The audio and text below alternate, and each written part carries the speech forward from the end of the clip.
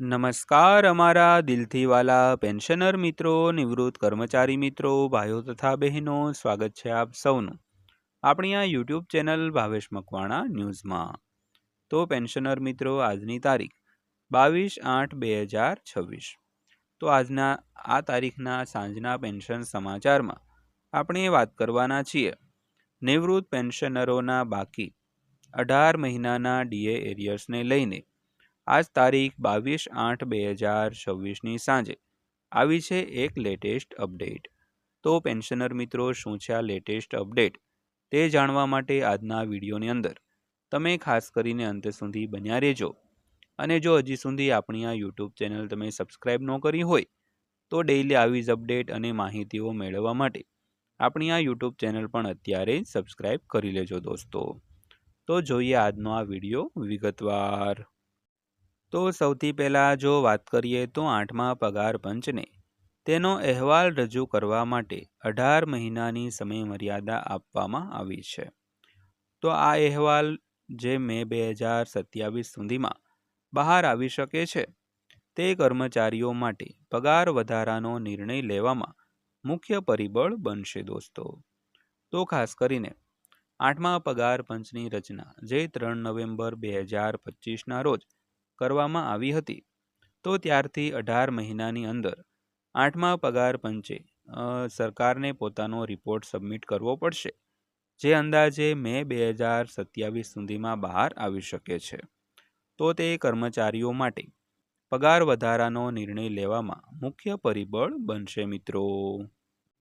તો ત્યારબાદ વાત કરીએ તો સરકારી કર્મચારીઓ અને પેન્શનરો લાંબા સમયથી આની રાહ જોઈ રહ્યા હતા।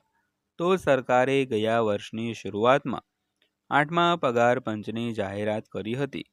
તો તે 1 જાન્યુઆરી 2026થી અમલમાં આવવાની અપેક્ષા છે। તો ત્યારબાદ વાત કરીએ તો 8મા પગાર પંચ હેઠળ નવા પગાર માળખા અંગે ઘણી અટકળો ચાલી રહી છે।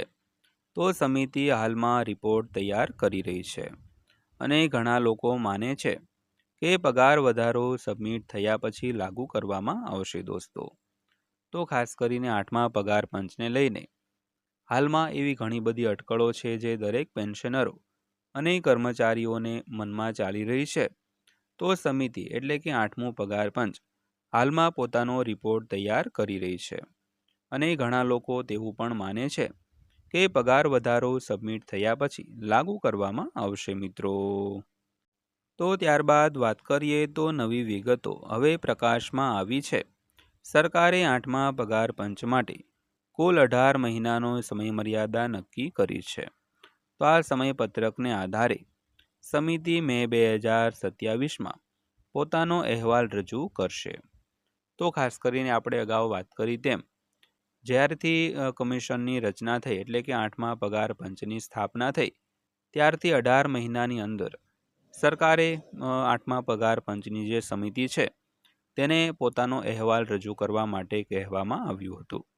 તો 18 મહિના એટલે કે મે 2027માં તેના 18 મહિના પૂરા થાય છે, તો ત્યારબાદ 8મું પગાર પંચ પોતાનો અહેવાલ રજૂ કરશે।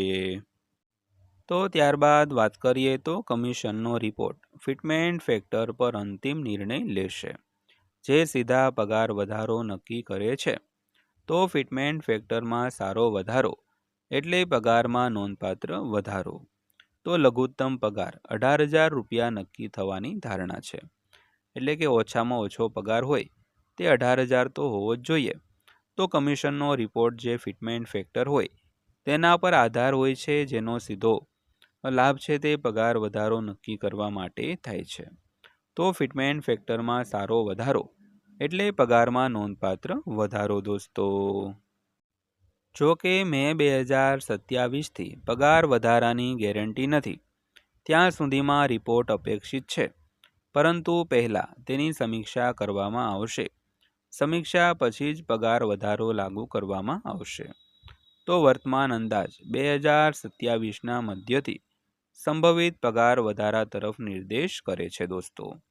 તો ખાસ કરીને મે 2027થી પગાર વધારો થઈ જ જશે તેવી કોઈપણ જાતની ગેરંટી નથી, પરંતુ ત્યાં સુધીમાં રિપોર્ટ છે તે સબમિટ થઈ શકે છે। પરંતુ પહેલાં તેની સમીક્ષા કરવામાં આવશે અને સમીક્ષા પછી જ પગાર વધારો લાગુ કરવામાં આવશે. તો વર્તમાન અંદાજ મે 2027ના જે મધ્ય સુધીમાં એટલે કે મે 2027 સુધીમાં પગાર વધારા તરફ નિર્દેશ છે તે કરે છે દોસ્તો. તો દોસ્તો આથી આજની માહિતી પસંદ આવી હોય, વિડીયો સારો લાગ્યો હોય તો વિડીયોને એક લાઇક કરજો અને રોજે રોજ આવા જ વિડીયો અને માહિતીઓ જોવા માટે આપણી આ ચેનલ સબસ્ક્રાઈબ કરી લેજો. તો ફરીવાર પાછા મળીશું એક નવા વિડીયો સાથે, નવી એક માહિતી સાથે. ત્યાં સુધી સૌને જય હિન્દ, વંદે માતરમ.